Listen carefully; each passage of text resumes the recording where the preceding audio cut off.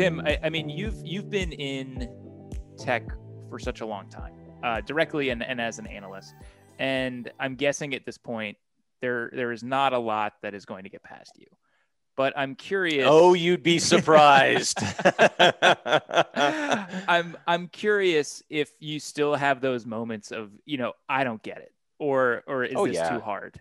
And like, what do you do when that's what you're kind of facing? Well, the beauty of the stock market is that, I mean, I'm stealing from Warren Buffett here, but you can just keep the bat on your shoulder, man. You do not have to swing at every pitch. And that's the beauty of it. So if I don't get it, and this happens to me all the time, I don't get it, then I don't swing. And I can give you a clear example of this. When there is a company that is assembled from a lot of different parts, particularly a lot of old tech, like I am just, we talked before we came on air about whether or not I'm superstitious. So I'm not really superstitious, but I'll tell you, I'm really suspicious of a company that rebrands, has a lot of old tech and is layering new tech on top of it. That kind of gives me the heebie-jeebies.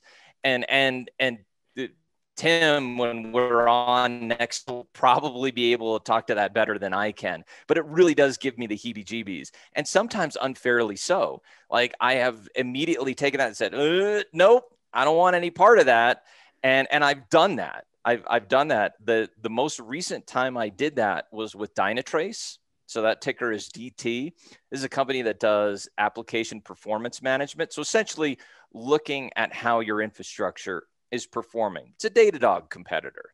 And I really like Datadog. And so I have been admittedly dismissive of this company because it's founded back in like 2004, then was formed and sort of bulked up after a purchase in private equity, I believe.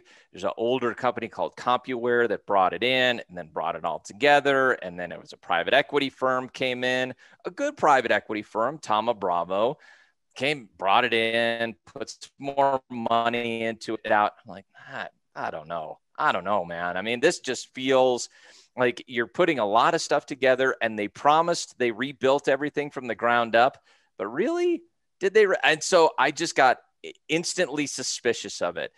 But you could argue if you look at since IPO and over the past year, Dynatrace has beaten the market.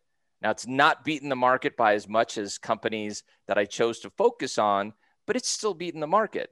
So that was some unfair, arguably, suspicion on my part. But yeah, every time that comes up, Dylan, and I'm thinking like, this is too hard, my response is, I'm not touching that one. I may come back to it, but I'm not touching it right now. Yeah, I think complicated leadership history or complicated corporate history where it's been taken private, brought public again, it's changed hands a couple times. Usually if someone likes something, they're going to hold on to it. And so that's kind of a red flag for me as well. Yes. Yeah, absolutely. So I have so far been wrong on Dynatrace, and I may prove to be wrong for the duration on this company because so far they are winning. They're doing fine. They get reasonably good ratings from industry analysts like Gartner. So is my skepticism warranted?